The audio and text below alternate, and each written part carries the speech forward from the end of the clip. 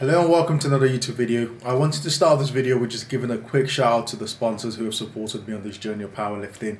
So firstly, we have Bulk, who are currently doing up to 80% off the entire website.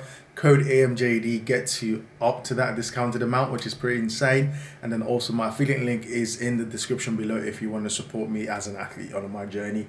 And also SPD Serenity is currently out. My affiliate link is also down there. I currently do not have any of the kit, but hopefully I'll be getting that within the next few days, and then I'll be able to demonstrate it and also give you a showcase in the next video there's also coming up. Apart from that, I spent a bit of time talking about my mentors going into IPF Worlds, how it feels right now, and also I mentioned two topics, which is the enhanced game and also the IOC precedent statement. I really don't address that in this video, but what I will do is I'm currently on the podcast with the Saboda guys, and on there we'll probably try and delve into it and have a really deep discussion. So if you want to listen, check us out. But apart from that, hope you enjoy the videos. Thank you so much for the support I've received so far, and hopefully we're able to end up feeling very strong by the time IPF Worlds comes around. So welcome to the training session. Today we have a bench and deadlift day as usual, so same as last week. The only difference is last week I actually read my program wrong, and this is where I realized I need to merge my experience of self-coaching with actual being underneath the coach. I think I went too heavy, even though I went for like the target range. Realistically speaking, that deadlift session and bench session was like a week 0, so really more of a deload week, and then this is truly my week 1, and then week 2, week 3, week 4 of the peaking block. So we've got a relatively low deadlift again today, I think roughly around 295, but fingers crossed I've had the opportunity to dissipate the fatigue from the last block, and then today should feel a lot more snappier, and then start building the momentum with a lot more recovery leading into IPF Worlds. As you can see, I'm sweating. The weather in the UK is lovely right now, so I'm really enjoying it. My joints are enjoying it. But it's an interesting session because I'll just put it right here. I'm currently in the B group. I'm nominated in the B group for IPF Worlds. So it's not the best feeling, to be honest with you, but it's one of those ones where I think I've been allowing it to affect my mentals a little bit. And then I just need to come in and lock in and get the work done and keep on striving to be the best athlete I can be. And then that's one of the things about the journey in this lifting career is like, I've always said enjoy the process, but sometimes when you're in the A group, when you're chasing, it's a lot easier to enjoy the progress or the process because you can sort of see the target you're chasing and it's still relatively close. You feel like you're building momentum towards it. But this is just pure honesty. Sometimes when you feel like you're taking a back step, when it feels like the crowd is leaving you behind, it is a lot harder to stay in tune with the process. So mentals have been a little bit weird, but I think the best thing to do is always remember the fundamentals as to why I do this. And for me, primarily speaking, I enjoy training. I enjoy going to the gym. I enjoy being in good physical shape. So as long as I have those fundamentals covered, I can still keep on showing up for training. And even though it feels like the crowd is like really far ahead of me and I haven't made a lot of progress, it's not okay, but it's okay because we're hopefully gonna keep on trying to be better than we were yesterday, last month, 1 year ago. And I'll probably say I'm maybe getting there where I'm feeling like I'm slightly better than I was 2 years ago. But again, just building that momentum, stacking things, and just enjoy the process. Remember why I do this and have fun. But enough yapping. We've got bench today, so we've got a nice maybe 200 kilo single, and then we've got 290 kilo deadlift, nice and easy. In between, I might do some talking because there have been some really good topics that have come online. The enhanced game is a very obvious one. I'll share my thoughts on about that, or the steroid Olympics, and then also the claim from the IOC precedent regarding paying athletes. It doesn't necessarily relate to us because we are in the IOC, but not fully as an Olympics because we're in World Games. But it's also a mentality regarding non-profit organizations and sports, really. And then it's more about balancing as to what support your athletes are supposed to receive versus investing in a grassroots versus people on board who are just getting money paid to themselves and, you know, doing their own thing. So let's bench, deadlift, chat, and then, yeah, we're officially in the peaking block for IPF Worlds. So I need to lock in, have fun, train, and keep steady on the path.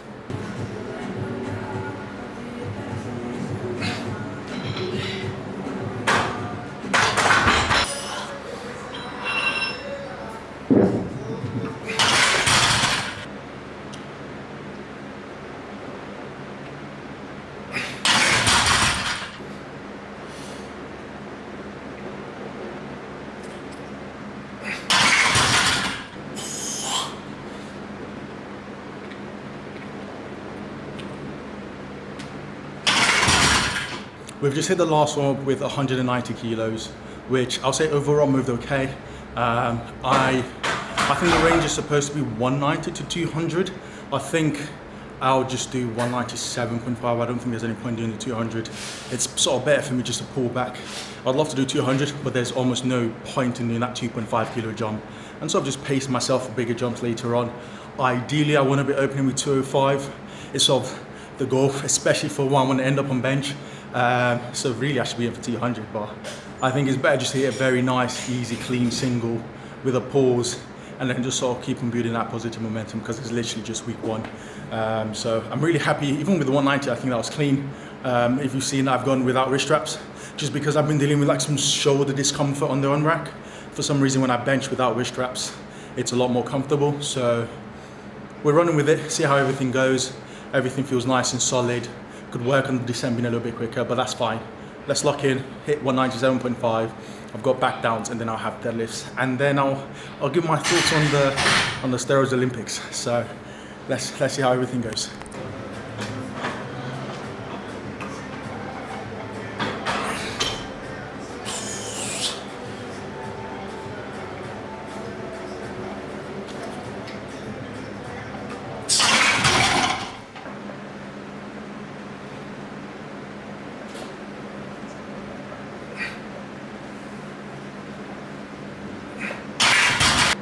So just running off all the bench sets, but I actually thought, let me delve into the topic I mentioned earlier in terms of just feeling like I'm sort of behind.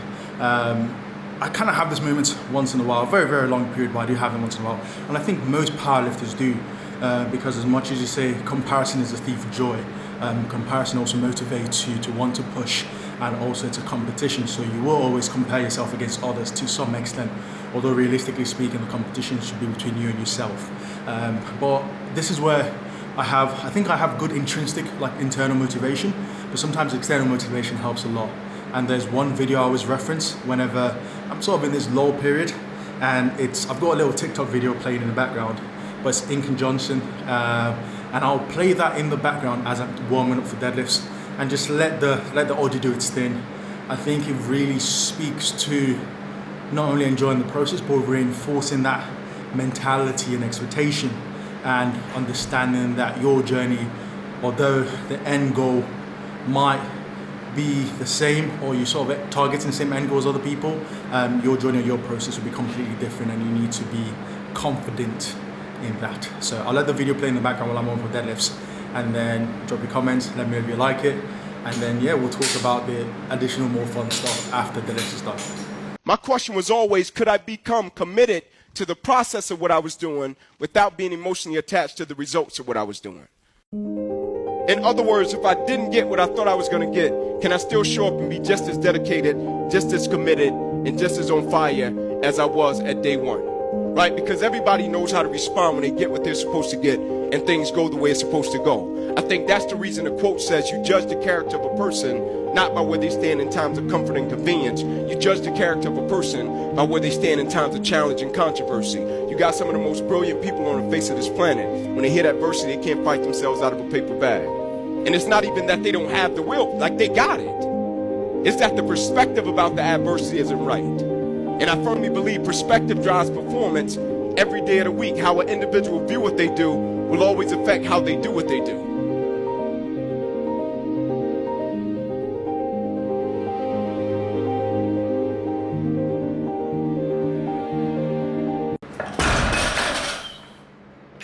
So that rounds up the whole video. We had a 300 kilo single.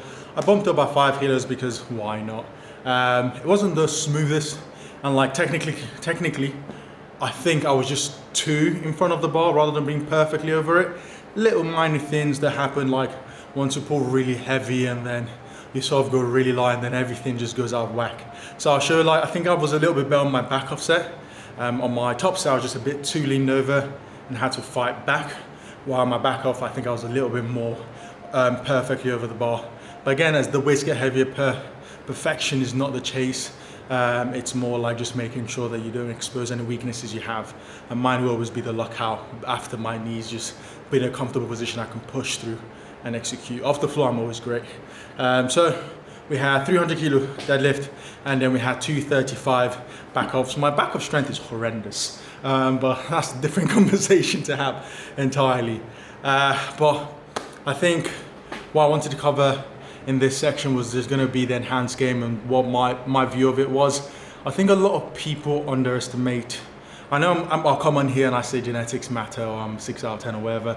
Well, it doesn't matter, just bear with me, right? Everyone needs their own motivation to keep on pushing with training, especially if you come in thinking you're special and your results are not special. So ignore that part, but to be the best in anything, and that's to be the best, that is genetics plays a huge factor, not necessarily genetics, because genetics gets thrown out everything. Your skin color could be genetics at this rate, but rather leverages. And leverages are so important because it's from birth and there's nothing you can do. There's no amount of steroids, there's no amount of stacks, there's no amount of training sometimes, because you can build muscle mass around in order to improve your leverages. And it's not like powerlifting, but it's something like sprinting where muscle mass is not the goal.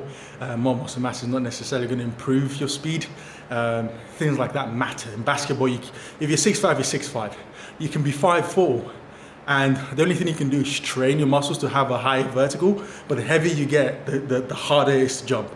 So leverages are king, and I think what the enhanced game proved is that focusing on drugs, frankly speaking, is not going to get you anywhere, and you're just ruining yourself for something that you potentially will never achieve.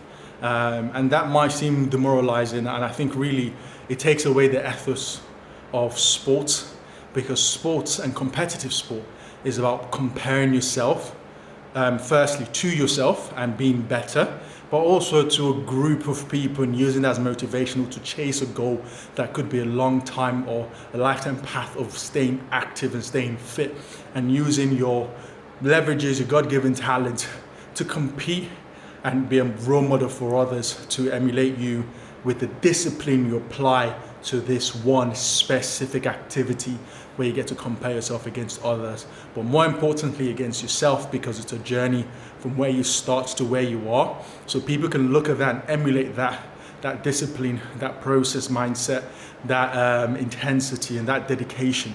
It's a huge motivation for people. So when something like the enhanced games comes around, and really this is my gripe against drugs, a good example is Thor. The conversation regarding Thor's deadlift and failing that 515 he attempted is two things. Number one, the platform, which was slippery. Number two, he wasn't allowed to use his stack, and he had to use the stack that the enhanced game gave him in comparison to the stack that he uses normally. That's when you guys lose me entirely, because it's no longer about sports anymore. It's about who's bounding the best drugs in the system. That's not sports. That's chemical warfare. That's chemical warfare at its basis. You know, that's it. You're not doing sports at all. You're just who has the best chemicals, whose body responds to the best chemicals. And the enhanced games just prove that. And again, another conversation, Fred Perry, or Fred, whatever his name is, getting on mic and graciously shit-talking his opponents for being enhanced and still not beating him. Man, they gotta do better than that. They need to train a little harder, get on that shit a little bit more, and go a little harder some more. Do you think if it would have gone off first time, you could have had a shot? I'm ready to run fast. Which is really rich, coming from a guy serving a ban for dodging drug tests. And believe it or not, if you got a wider system and you consistently and out of your own right choose not to get tested, and then you go and compete in the enhanced game and claim you're clean, and then quote unquote being clean, again leverage is obviously king. You can spam as many drugs as you want, you're never going to touch Usain's record for a majority of the people, because he's built for speed, and unless there's another person that replicates his build, then they're potentially never going to get close. Or another person whose body is more unique in the ability to replicate explosion and long-term distance. Like, it's never going to happen. But billions of people, someone would turn up and someone would fall into the sport that could do it. But regarding the Fred guy, weird, very confusing. Don't like his character at all. Don't like the message he portrays whatsoever. Hello, man. How's it going? Oh, feel free, man. Sorry. Yeah, that's fine. Camera set. But yeah, enhanced game was a flop in my opinion, but he exposed the fact that if you want to be the best of the best in the entire world, when you think about that, genetics and leverages will play a huge factor. but also the sport itself is to be a model for people to have a disciplined and a targeted life, not to see who can pound the most drugs in the system and quote unquote think drugs are going to make you the best. Drugs is not, it's a shortcut, but it's a shortcut just to be a slightly better version of yourself. And then in theory, you actually lose the ethics and the thing that brought you into the sport in the first place, because you wanted to test yourself, you wanted to be dedicated to a process, but now you're just cheating the system. So apart from that, that's the video rounded off, and I'll catch you guys in the next one.